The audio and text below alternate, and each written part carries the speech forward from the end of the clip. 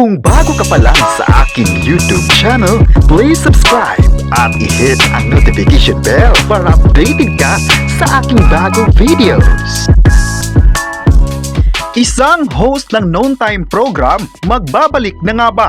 Bakit kaya siya hindi napapanood sa sikat na programa? Ang buong kwento, alamin!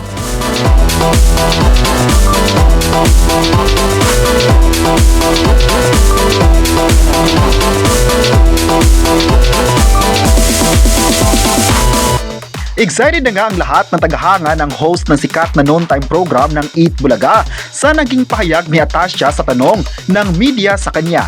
Marami nga ang nakakamiss sa kanya, lalong-lalo na ang mga viewers ng Eat Bulaga. Matagal-tagal na rin siyang hindi napapanood dito simula nang mag-taping siya sa kauna-unahang serye.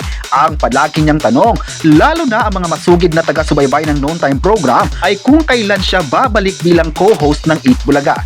Ayon pa niya, syempre naman raw gusto na niyang bumalik kung ang kanyang schedule ay okay na. Nakausap ng press si Atasha sa MediaCon para sa Bad Genius, ang Philippine adaptation ng 2017 Thai Heist thriller film. Ang Viva ang producer ng Filipino remake. Paliwanag pa ni Atasha, gusto daw niyang ibigay ang 100% sa proyekto, pero ang pagmamahal niya sa Dabbercads ay mananatiling andyan at sinabing mahal niya ang mga ito. Alam daw ito ng mga Dabbercads at nagpapasalamat sa lahat. Alam daw ng production ng Eat Bulaga na hanggat ginagawa niya ang Bad Genius ay sa taping muna siya nakafocus. May assurance naman na babalik pa nga siya.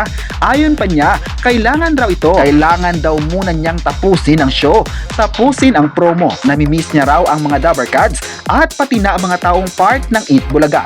Kung sa Noon Time show ay mapapanood siyang natawa, sa Bad Genius ang kauna-unahan niyang serye sa Viva 1, pagiging seryosong actress ang itinatahak niya. Sinabi rin ni Atasha na nung dumating siya sa Viva, gusto niyang subukan ang lahat. Gusto niyang matuto dahil gusto niyang ma-develop ang craft bilang actor at singer. Sa bagay na ito ay natuto siyang ma-inspired at motivated sa lahat. Aminado si Atasha na hindi niya maiwasang kabahan sa unang serye, lalo na at mabigat ang karakter na ginagampanan niya. Dagdag pa niya, sa lahat raw ng mga projects at opportunities ay talagang nakaka-feel siya ng nervous. Inspired daw siya na gawin ang mga bagay na ito at wala siyang magawa kundi subukan ang mga ito.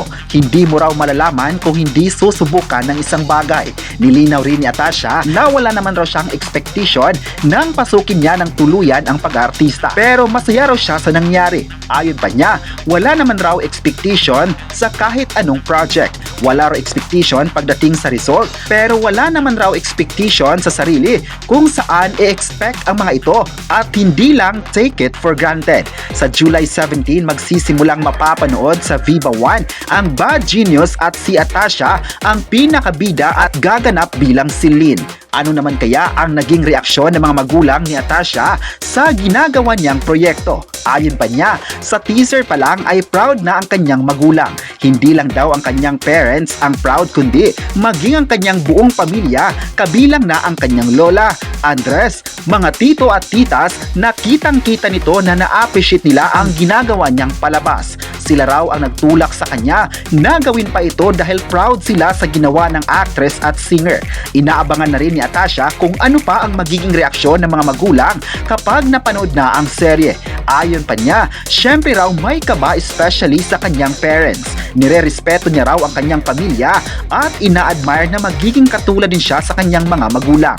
Natawa din si Atasha nang tanungin kung sino ang kritiko niya sa mga magulang. Natawang sagot niya ang kanyang tatay, pero inamin din daw niya na ito ang kanyang best critic. Naniniwala siya sa kanyang dad kung saan nagbibigay ito ng advices sa mga bagay-bagay. Alam daw niya na ang mga ibinigay ng mga comments mula sa kanya ay isa lamang constructive criticisms at hindi personal. Ang direktor ng Philippine remake ng Bad Genius ay si Derek Cabrido.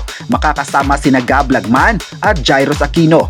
Marami talaga ang proud sa ipinakitang galing ng host ng Eat Bulaga sa isang proyekto. Excited na nga ang lahat na mapapanood na siya muli sa Eat Bulaga dahil ang kanyang mga supporters ay na-miss na ang actress at singer.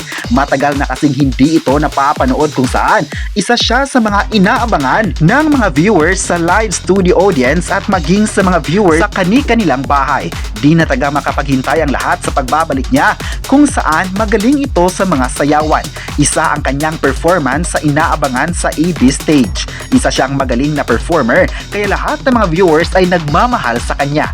Umaasa naman ang lahat na marami pa siyang magagawa na mga pasabog sa Eat Bulaga stage sa pagbabalik niya. Hindi talaga nawala sa puso ng mga fans si Atasha ang kanyang stint sa Eat Bulaga kung saan mas minahal siya ng tao.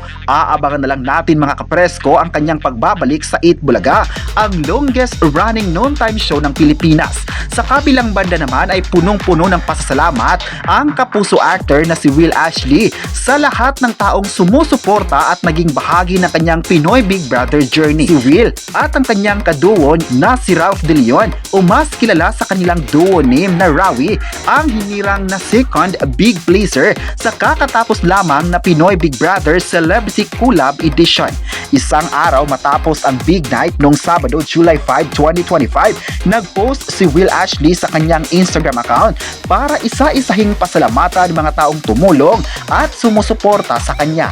Kalakip nito ang mga natutunan niyang aral sa pagpasok niya sa bahay ni Kuya na tumagal ng 119 days.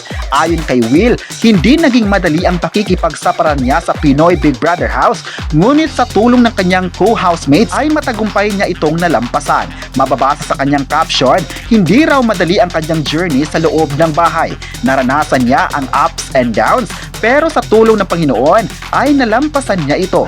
Sobrang pasasalamat sa mga housemates sa loob ng bahay na talagang minahal at sinusuportahan siya rito. Bukod sa co-housemates niya, malaki rin ang pasalamat ni Will sa kanyang mga fans. Hindi raw niya sukat akalaing aabot hanggang sa big night ang kanyang Pinoy Big Brother journey. Hindi rin nakaligtaang pasalamatan at bigyang pugay ni Will ang mga boost ng ABS-CBN at Sparkle Jimmy Artist Center, ang talent management arm ng Jimmy7 na nagtiwala at nagbigay sa kanya ng oportunidad na mapabilang bilang official housemate ng Pinoy Big Brother Celebrity Collab Edition.